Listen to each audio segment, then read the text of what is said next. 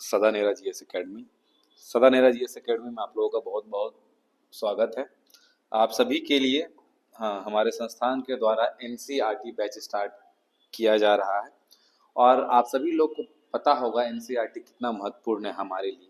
आज के दौर में किसी भी एग्जाम में, कोई भी जनरल कंपटीशन का एग्जामिनेशन हो, उसमें आप देख रहे होंगे कि सारे क्वेश्चन अब एनसीईआरटी से आ रहे हैं।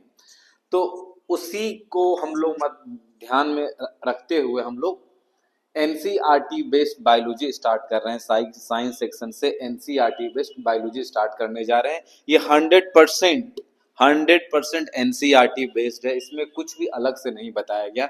इसमें जो कुछ भी आपको बताया जाएगा वो सारा एनसीईआरटी ही बेस्ड होगा। हाँ, don't believe in me, just believe in NCERT. मुझ पे आप यकीन मत कीजिए, एनसीईआरटी पे यकीन कीजिए। जो आपको पढ़ाया जाएगा, जो आपको बताया जाएगा, इसमें आप एनसीईआरटी बुक से मैच कर सकते हैं। उससे इतर कुछ भी नहीं होगा। उसमें जितने चीज पढ़ाए गए हैं वो सारा कुछ आपको आसान भाषा में यहाँ बताया जाएगा ताकि आपको याद रहे। ठीक है, एनसीईआरटी पे बहुत ही आसान भाषा में, इससे बाहर जीव विज्ञान में नहीं आएगा। ये इसकी आपको गारंटी है। 100% इसकी गारंटी है कि क्वेश्चन आपको इसी से आएंगे। 100% इसकी अश्योरिटी मैं देता हूं कि बायोलॉजी सेक्शन से किसी भी एग्जाम में जो क्वेश्चन पूछे जाएंगे, बीपीएससी हो, एसएससी हो, बिहार एसएससी हो, एईडीए हो, चाहे कोई भी जनरल कंपटीशन का एग्जामिनेशन हो, रेलवे हो, बैंकिंग हो, कहीं भी साइंस सेक्शन में अगर बायोलॉजी से क्वेश्चन पूछा जाएगा तो इससे बाहर नहीं पूछा जाएगा। ठीक है, चलिए नेक्स्ट देखते हैं। अब देखिए, आज हम लोग जान लें कि हम लोग क्या कौन कौन सा चैप्टर इसमें पढ़ेंगे जो हमारे लिए महत्वपूर्ण है। बायोलॉजी में लगभग 21 से 22 चैप्टर है जो हमारे लिए महत्वपूर्ण है। जो चैप्टर को हम लोग लाइन बाय लाइन देखेंगे जो हमारे लिए महत्वपूर्ण है, कुछ इस प्रकार से है। देखिए, पहला चैप्टर परिचय, इंट्रोडक्शन। इंट्रोडक्शन जानेंगे जिसमें हम लोग उन सारी बातों को समझने का कोशिश करेंगे। बायोलॉजी क्या है, इसमें किस चीज के बारे में पढ़ना रहता, वो सब चीजें इसमें बायोलॉजी में देखेंगे। दूसरा चैप्टर हमारा क्या है? कोशिका। दूसरा चैप्टर क्या हमारा? कोशिका, सेल। तीसरा चैप्टर हमारा क्या है? Cell division. तीसरा चैप्टर क्या हमारा? सेल डिवीजन, कोशिका विभाजन। चौथा चैप्टर क्या हमारा? टिश्यू, उत्तक। पांचवा चैप्टर क्या है हमारा? जंतुओं का वर्गीकरण, classification of animals. Six chapter हमारा क्या है? जैव प्रौद्योगिकी, बायोटेक्नोलॉजी, जो कि बहुत इंपॉर्टेंट है। खास करके आप यूपीएससी में जाएंगे तो वहां पे आपको बायोलॉजी नहीं पूछा जाता। क्या पूछा जाता है? बायोटेक्नोलॉजी पूछा जाता है। समझ रहे हो? तो ये भी बहुत इंपॉर्टेंट हो गया। सातवां चैप्टर जो हमारा है वो क्या है? सातवां चैप्टर, सातवां चैप्टर हमारा क्या है? पादप समूह, प्लांट किंगडम। आठवां चैप्टर हमारा क्या है? एवोल्यूशन। नौवां चैप्टर हमारा क्या? अनुवांशिकी, जेनेटिक्स। 10वां चैप्टर क्या है? पाचन तंत्र, डाइजेस्टिव सिस्टम। 11वां चैप्टर क्या है हमारा? रेस्पिरेटरी सिस्टम, श्वसन तंत्र। 12वां चैप्टर क्या? परिसंचरण तंत्र, सर्कुलेटरी सिस्टम। 13वां चैप्टर हमारा क्या? उत्सर्जन तंत्र या एक्सक्रीटरी सिस्टम। 14th चैप्टर क्या हम लोग पढ़ेंगे? कंकाल तंत्र या एक्सकेलेटन सिस्टम। 15वां चैप्टर क्या है? तंत्रिका तंत्र या नर्वस सिस्टम। 16 नंबर चैप्टर हम लोग देखेंगे। 16 नंबर चैप्टर हम लोग क्या? प्रजनन तंत्र, प्रजनन तंत्र, रिप्रोडक्टिव सिस्टम। 17 नंबर क्या है? ग्लैंड्स, ग्रंथियां। 18 नंबर डिजीज। और 19वां नंबर है पोषण एवं विटामिन, न्यूट्रिशन एंड वाइटमिन्स। 20वां चैप्टर हमारा क्या? पारिस्थितिकी एवं प्रदूषण, environmental and pollution. And last one is विविध, मिसलेनियस। ठीक है, ये सारे चैप्टर हम लोग पढ़ेंगे। पढ़ने का तरीका कुछ इस तरह से होगा कि सारा कुछ आपको हम यहीं पे नोट्स के रूप में समझा देंगे और इसका पीडीएफ भी आपको मिल जाएगा। क्या होगा? इसका पीडीएफ आपको मिल जाएगा। तो नोट डाउन करने की जरूरत नहीं है, बट कुछ अलग जो फैक्ट इसमें बताया जाएगा आप उसको नोट डाउन करेंगे। अदरवाइज आपको इसका पीडीएफ मिल जाएगा, लिखने की जरूरत नहीं है। आप बातों को ध्यान से सुनेंगे, समझेंगे, आपका इसी में सब कुछ कंप्लीट हो जाएगा। ओके, चलिए आज हम लोग आज फर्स्ट चैप्टर देखते हैं। फर्स्ट चैप्टर हमारा क्या है? परिचय। अब हम लोग बातों को ध्यान से समझेंगे और सावधानी से चीजों को समझना जानना पड़ेगा, बिकॉज अगर ध्यान नहीं देंगे तो बहुत मुश्किल होगी आपको। ठीक है, चलिए। तो बायोलॉजी, बायोलॉजी क्या है? बायोलॉजी विज्ञान की वह शाखा है जिसके अंतर्गत समस्त सजीव अर्थात जीवन धाराओं, जीवन धाराओं मतलब जिसके पास क्या है, लाइफ है, ठीक है। इजी में समझने के लिए, इजी रूप में, जो रिप्रोडक्शन कर सकता है उसको हम लोग लिविंग थिंग बोलेंगे। जो रिप्रोडक्शन कर सकता है उसको लिविंग थिंग बोलेंगे, याद रखिएगा। कहीं भी आपको डेफिनेशन देना होगा लिविंग थिंग का, तो इससे बेस्ट डेफिनेशन नहीं हो सकता है कि जो रिप्रोडक्शन कर सकता है उसको हम लोग लिविंग थिंग बोलेंगे। हाँ, जीवन धाराओं का विस्तृत अध्ययन किया जाता है। बायोलॉजी शब्द का सर्वप्रथम प्रयोग कब हुआ था? 1801 ईस्वी में। क्यों कब हुआ था? 1801 ईस्वी में। किनके द्वारा? लैमार्क, कहाँ के थे? फ्रांस के थे। और ट्रेविरेनस, ट्रेविरेनस कहाँ के थे? जर्मनी। यानी कि बायोलॉजी शब्द कब दिया गया, कब चर्चा में आया? 1801 में। कौन दो व्यक्ति ने इसका बारे में चर्चा किया था? उसका क्या नाम है? लैमार्क, कहाँ के थे? फ्रांस के थे। दूसरे कौन थे? ट्रेविरेनस, कहाँ के थे? जर्मनी के थे। ये फैक्ट आपको याद रखना जो एग्जाम में पूछेगा। सब पहली बार कब दिया गया था? 1801 में। कौन दिया था? वो नाम आप याद रखेंगे, ये महत्वपूर्ण है। जहां महत्वपूर्ण होगा वो आपको बता देंगे, आप उस पॉइंट को नोट डाउन कर लेंगे, या जो नोट्स आपको मिलेगा उसमें नोट डाउन करके याद कर लेंगे, ठीक है। चलिए नेक्स्ट देखिए क्या है। जीव विज्ञान को विज्ञान की एक शाखा के रूप में स्थापित, मतलब कि ब्रांच ऑफ साइंस के रूप में स्थापित करने का श्रेय किनको जाता है? अरस्तु को जाता है। मतलब कि जो बायोलॉजी है उसको साइंस का भाग कौन बनाए? अरस्तु बनाए। इसीलिए अरस्तु को क्या बोला जाता है? Father of biology. इस दैट्स व्हाई अरस्तु को क्या बोला जाता है? Father of biology. क्यों बोला जाता है? क्योंकि अरस्तु ने जीव विज्ञान को विज्ञान की शाखा के रूप में स्थापित किया था, सिंपल। इसलिए उनको क्या बोला जाता है? Father of biology. साथ ही साथ अरस्तु को जंतु विज्ञान का भी फादर बोला जाता है, यानी फादर ऑफ जूलॉजी भी बोला जाता है। ओके, यानी कि फादर ऑफ बायोलॉजी भी कौन होगा? अरस्तु। फादर ऑफ जूलॉजी भी कौन होगा? अरस्तु होगा। उन्होंने अपनी पुस्तक हिस्टोरिया एनिमेलियम में लगभग 500 जंतुओं का विवरण किया है। हाँ, तो एग्जाम के पॉइंट ऑफ व्यू से क्या इंपॉर्टेंट है जो आपको याद रखना है कि फादर ऑफ बायोलॉजी कौन है? एरिस्टोटल है। साथ ही साथ फादर ऑफ जूलॉजी कौन है? एरिस्टोटल है। और हिस्टोरिया एनिमेलियम बुक कौन लिखे हैं? एरिस्टोटल। अरस्तु ने लिखा। कौन लिखा? एरिस्टोटल ने लिखा। ओके, ठीक है। नेक्स्ट हम लोग देखेंगे थियोफेरेटस। थियोफेरेटस को वनस्पति विज्ञान का जनक कहा जाता है। फादर ऑफ बॉटनी बोला जाता है किसको? थियोफेरेटस को। और इन्होंने भी बुक लिखी, उस बुक का क्या नाम है? Historia plantarum. Historia plantarum book कौन लिखे हैं? थियोफेरेटस लिखे हैं। और इसी वजह से इस बुक में उन्होंने वनस्पति विज्ञान के बारे में बताया है, इसीलिए इनको वनस्पति विज्ञान का जनक कहा जाता है। दैट्स इट, क्लियर है? चलिए नेक्स्ट हम लोग देखेंगे जीवों के नामांकन की द्विनाम पद्धति। जीवों के नामांकन की द्विनाम पद्धति यानी कि क्लासिफिकेशन ऑफ टू किंगडम, ठीक है। शुरुआत में सबसे पहली बार कि किसको क्या बोलेंगे, किसको एनिमल बोलेंगे, किसको प्लांट बोलेंगे, ये सबसे पहली बार कौन बताए थे? कैरोलिनस लीनियस। कौन बताए थे आपको? कैरोलिनस लीनियस बताए थे, ठीक है। इन्होंने टू किंगडम क्लासिफिकेशन दिया था। क्या दिया था? Two kingdom classification. उन्होंने जीवों को जंतु जगत यानी किंगडम, एनिमल किंगडम और पादप जगत प्लांटी किंगडम दो में बांटा था। किसमें किसमें? जीवों को बांटा था एनिमल किंगडम और प्लांटी किंगडम में।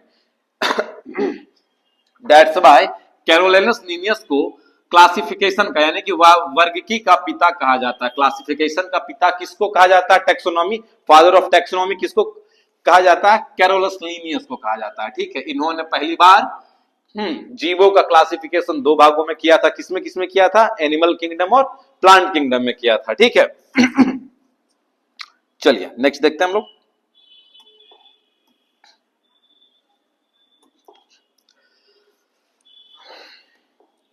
सन 1753 में कैरोलस लीनियस ने जीवों का नामांकन द्विनाम पद्धति को प्रचलित किया, द्वि नाम पद्धति। द्वि नाम पद्धति बहुत इंपॉर्टेंट है। इन्होंने ही बताया था कि एक इसमें क्या होता है, एक इसमें वंश होता है, दूसरा क्या होता है, जाति होता है। चलिए देखते हैं इसके बारे में। इसके अनुसार प्रत्येक जीवधारा यानी कि जो जीवधारी मीन्स ऑर्गेनिज्म, जीवधारी मीन्स ऑर्गेनिज्म का नाम लैटिन भाषा के दो शब्द से मिलकर बना। पहला शब्द क्या है, वंश, दूसरा शब्द क्या है, जाति। ओके, उदाहरण के लिए मानव का वैज्ञानिक नाम क्या होता है, होमोसेपियंस। तो होमो इसमें क्या हो जाएगा, वंश हो जाएगा, वहीं सेपियंस क्या हो जाएगा, जाति होगा। तो ये सबसे पहली बार कौन समझाए थे, कैरोलस लीनियस नहीं समझाया था। क्या समझाए थे आपको, द्विनाम पद्धति। द्विनाम पद्धति का कौन दिए हैं, कैरोलिनस लीनियस ही दिए हैं। कब दिए हैं, 1753 ईस्वी में दिए हैं, ये याद रखिएगा।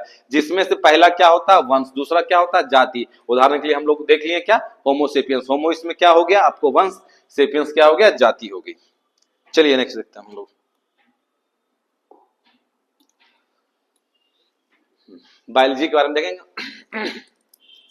जैव समुदाय के अध्ययन के लिए हमें जीव धाराओं के कुछ समूह को वर्गीकृत करना पड़ता है। अब देखिए, क्योंकि ये जब तक हम लोग अच्छे से वर्गीकृत नहीं करेंगे तो उसका स्टडी अच्छे से नहीं हो पाएगा। इसीलिए वर्गीकरण बहुत, जीव धाराइयों का वर्गीकरण बहुत जरूरी होता है।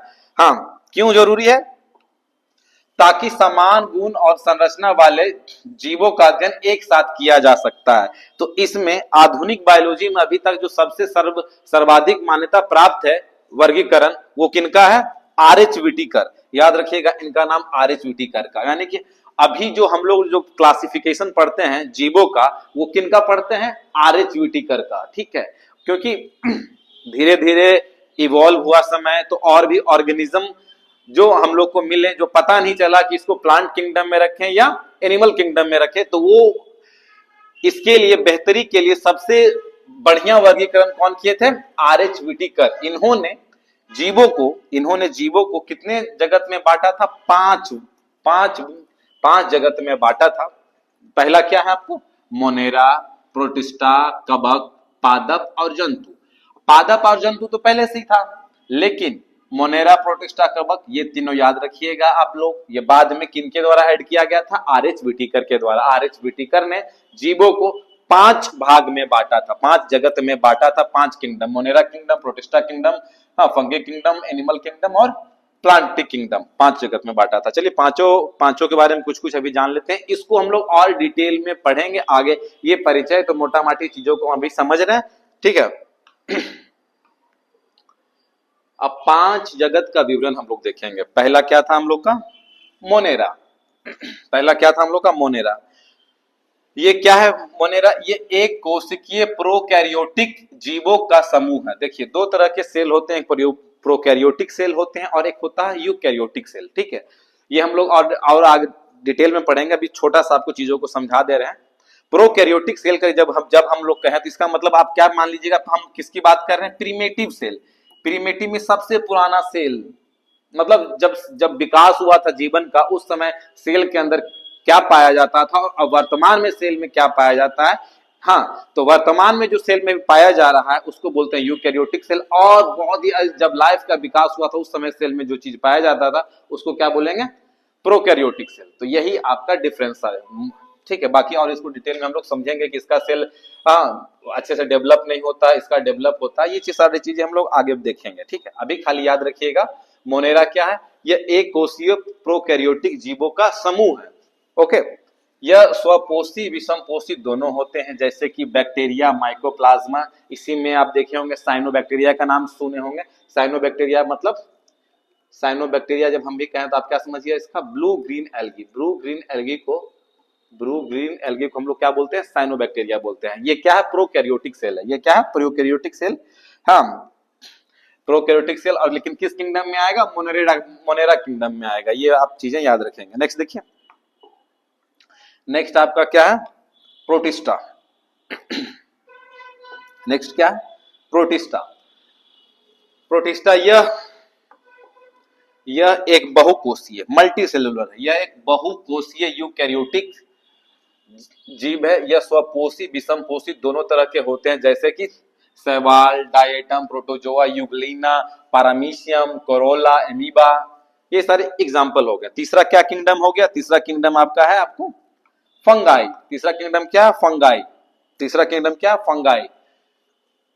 फंगाई में क्या है? ये बहुकोषीय यूकैरियोटिक जीव है, ये मृत जीवी होते हैं, इनमें काइटिन, ये इंपॉर्टेंट है। ये फंगी किंगडम में काइटिन नामक एक जटिल शर्करा होता है जो सेलवाल पाई जाती है। शर्करा की सेलवाल मतलब एक काइटिन नामक सेलवाल पाई जाती है, किसमें? फंगी में। अब जैसे कि आप देख सकते हैं ईस्ट, पेनिसिलियम, मशरूम आदि में आपको पाई जाती है। ठीक है, तो एग्जाम में कभी कभी क्वेश्चन आता है कि काइटिन किसमें पाई जाती है, तो आपको पता होना चाहिए किसमें पाई जाती है, फंगी में पाई जाती है। ठीक है, नेक्स्ट देखिए प्लांटी। यह बहुकोषीय यूकैरियोटिक जीव है, ये क्लोरोफिल की उपस्थिति के कारण स्वपोषी है। लास्ट एनिमेलिया, इसके अंतर्गत सभी बहुकोषीय यूकैरियोटिक विषमपोषी जीव आते हैं। ठीक है, ये पांचों किंगडम को हम लोग देख लिए, और कुछ इसमें और बातें हैं जो हम लोग को देखना है, जो एग्जाम के दृष्टिकोण से बहुत महत्वपूर्ण है। जीव विज्ञान के प्रमुख जनक, ठीक है, आधुनिक वर्गीकरण के पिता किनको मानते हैं हम लोग? कैरोलस लीनियस को मानते हैं। अनुवांशिकी के जनक किनको कहा जाता है? मेंडल को कहा जाता है। द्विनाम पद्धति के जनक किसको कहा जाता है? लीनियस का, कैरोलस लीनियस को कहा जाता है। वहीं देखेंगे हरित क्रांति के जनक डॉक्टर नॉर्मन बोरलॉग को कहा जाता है। ठीक है, नेक्स्ट हम लोग देखेंगे भारत में श्वेत क्रांति के जनक किसको कहा जाता है? डॉक्टर वर्गीस कुरियन को कहा जाता है। ठीक है, फिर भारत में हरित क्रांति के जनक किसको कहा जाता है? डॉक्टर एम एस स्वामीनाथन को कहा जाता है। ये वर्ल्ड के दृष्टिकोण से कौन थे? नॉर्मन बोरलॉग थे। उसके बाद है भारतीय पारिस्थितिकी के जनक किसको माना जाता है? रामदेव मिश्रा को माना जाता है। किसको माना जाता है? रामदेव मिश्रा को माना जाता है। भारतीय जीवाश्म विज्ञान के जनक बिरबल साहनी को माना जाता है। टीकाकरण के जनक एडवर्ड जेनर को माना जाता है। जीवाणु विज्ञान के जनक लुवेन हॉक को माना जाता है। हरित क्रांति शब्द की प्रतिपादक कौन है? हरित क्रांति, ग्रीन रेवोल्यूशन शब्द के प्रतिपादक कौन है? विलियम एस्गार्ड है। कौन है? William Asgard. ठीक है, अब ये सारी जीव विज्ञान की कुछ शाखाएं हैं जो बहुत महत्वपूर्ण, जो एग्जाम में डायरेक्टली पूछ लिए जाते हैं, और बहुत ही इंपॉर्टेंट इस दृष्टिकोण से कि लोग इसको सीरियसली नहीं लेते हैं और उनको लगता है याद ही है, और बहुत ही कंफ्यूजिंग भी होते हैं। कुछ एक जैसा रहेगा, आपको लगा कि नहीं ये नहीं, ये कंफ्यूज करेंगे। इसलिए क्या है, एक बार इसको सरसरी निगाह से आप चीजों को देख लेंगे। हाँ, जो इससे ज्यादा आपको नहीं देखना है। जीव विज्ञान की जितनी शाखाएं मैंने मैक्सिमम इसमें डाल दी है, इससे बाहर आपको नहीं पढ़ने की जरूरत है। चलिए देखते हैं एक बार तेजी में फटाफट देखते हैं। कोशिका सॉरी साइटोलॉजी। साइटोलॉजी क्या? इसके अंतर्गत कोशिकाओं की संरचना एवं कार्य का अध्ययन किया जाता है। दूसरा है सेल बायोलॉजी, कोशिकाओं के बहुमुखी अध्ययन को कहा जाता है। मॉर्फोलॉजी, जीवों की आकृति एवं संरचना का अध्ययन कहा जाता है। उसके बाद एनाटॉमी, शरीर के आंतरिक भाग के अध्ययन को क्या हम लोग बोलते हैं? एनाटॉमी बोलते हैं। पैथोलॉजी, जानते होंगे, रोगों की प्राकृतिक लक्षणों एवं कारणों का अध्ययन कहा जाता है। ओके, नेक्स्ट देखिए कंकाल विज्ञान, ऑस्टियोलॉजी, अस्थियों का एवं कंकाल का अध्ययन। कार्डियोलॉजी, हृदय की संरचना एवं कार्य का अध्ययन। फिर नेक्स्ट है क्या आपको? हेमेटोलॉजी, रुधिर की संरचना एवं कार्य का अध्ययन। फिर न्यूरोलॉजी, तंत्रिका तंत्र की संरचना एवं कार्य का अध्ययन। फिर क्या है आपको? ओडोंटोलॉजी, दांत विज्ञान का अध्ययन। फिर क्या आपको? केलोलॉजी, सौंदर्यीकरण का अध्ययन। मतलब कि आप देखते होंगे कोई भी आप जो सौंदर्यीकरण वाला क्रीम भी आता है, उसमें आप देखते होंगे लिखा हो रहा था केलो। आप देखे होंगे उसके जो इंग्रेडिएंट्स होता है उसमें आप देखेंगे गौर से, तो वहां पे लिखा रहेगा। ठीक है, मेमोलॉजी, स्तनधारी का अध्ययन। सीरोलॉजी, एंटीबॉडी एंटीजन का अध्ययन। सैक्रोलॉजी, मांसपेशियों का अध्ययन। सैक्रोलॉजी, मांसपेशियों का अध्ययन। फिर नेक्स्ट है आपको डर्मेटोलॉजी, त्वचा की संरचना एवं कार्यों का अध्ययन। फिर है हाइप्नोलॉजी, नींद का अध्ययन। नियोनेटोलॉजी, नवजात शिशु का अध्ययन, ये बहुत इंपॉर्टेंट है, जर्नेटोलॉजी हमेशा पूछता है। बुढ़ापे का अध्ययन। नेफ्रोलॉजी, किडनी का अध्ययन। हाँ, पारासिटोलॉजी, परजीवियों का अध्ययन। बैक्टीरियोलॉजी, जीवाणुओं का अध्ययन। पीसी कल्चर, मछली पालन का अध्ययन। ठीक है, उसके बाद देखिए इंटीमोलॉजी, कीटों का अध्ययन। वीरोलॉजी, विषाणुओं का अध्ययन। माइकोलॉजी, कवकों का अध्ययन। फाइकोलॉजी, शैवाल का अध्ययन। देखिए इसमें ये बहुत कंफ्यूजन होता है, लोग इसमें हमेशा कंफ्यूज करते हैं। किसमें? कवक विज्ञान और शैवाल विज्ञान में। कवक का याद रखिएगा, माइकोलॉजी फंगी का है। फाइकोलॉजी एल्गी का है। माइकोलॉजी फंगी का है। फाइकोलॉजी एल्गी का, याद रखिएगा। ओके, चलिए नेक्स्ट देखिए, ऑर्निथोलॉजी पक्षियों का अध्ययन, इचिचोलॉजी मछलियों का अध्ययन, हाँ, मर्मिकोलॉजी चींटियों का अध्ययन, सौरोलॉजी छिपकलियों का अध्ययन, आर्कनोलॉजी मकड़ियों का अध्ययन, नेमेटोलॉजी गोल कृमि परजीवियों का अध्ययन, इम्यूनोलॉजी जंतु के शरीर के प्रतिरोध क्षमता का अध्ययन, ठीक है, एंटीमोलॉजी कीट पतंगों का अध्ययन, हाँ, ओफिनोलॉजी सर्प विज्ञान का अध्ययन, सर्पेंटोलॉजी भी इसका होता है, ठीक है, इसका एक और होता है, क्या होता है, सर्पेंटोलॉजी, इसका एक और होता है सर्पेंटोलॉजी, सर्पेंटोलॉजी भी किसका होता है, याद रखिएगा, सर्पेंटोलॉजी, हाँ, सांप विज्ञान का अध्ययन, ठीक है। चलिए उसके बाद हम लोग कहां थे, यस, नीडोलॉजी घोंसलों का अध्ययन, इथियोलॉजी जंतु के व्यवहार का अध्ययन, वर्मी कल्चर केंचुओं का पालन, एक्वा कल्चर जलीय जीव का पालन, हाँ, टॉक्सिकोलॉजी विषैले पदार्थ का अध्ययन, टॉक्सिक से समझ जाएंगे आप, टॉक्सिकोलॉजी विषैले पदार्थ का अध्ययन, एपीकल्चर मधुमक्खियों के पालन का अध्ययन, फिर देखिए क्या है, एग्रोनॉमी खेत में उगाई जाने वाली फसलों एवं मिट्टी का अध्ययन, एग्रोनॉमी खेत में उगाई जाने वाली फसलों एवं मिट्टी का अध्ययन, पर्ल कल्चर मोती पालन सॉरी, हिस्टोलॉजी जीवों की विभिन्न प्रकार के उत्तक का अध्ययन, फिर है इकोलॉजी जीवों एवं वातावरण के बीच संबंधों का अध्ययन, इकोलॉजी, फिर क्या साइयोलॉजी में क्या होता है, फिजियोलॉजी में जैविक क्रियाओं जैसे पाचन श्वसन उत्सर्जन प्रजनन आदि का अध्ययन, फिजियोलॉजी, जेनेटिक्स जीव में पाए जाने वाली समानता विभिन्नता और आनुवांशिकता का अध्ययन, बस लास्ट ही है, एवोल्यूशन जीवों का उद्भव एवं विभेदीकरण का अध्ययन, हाँ,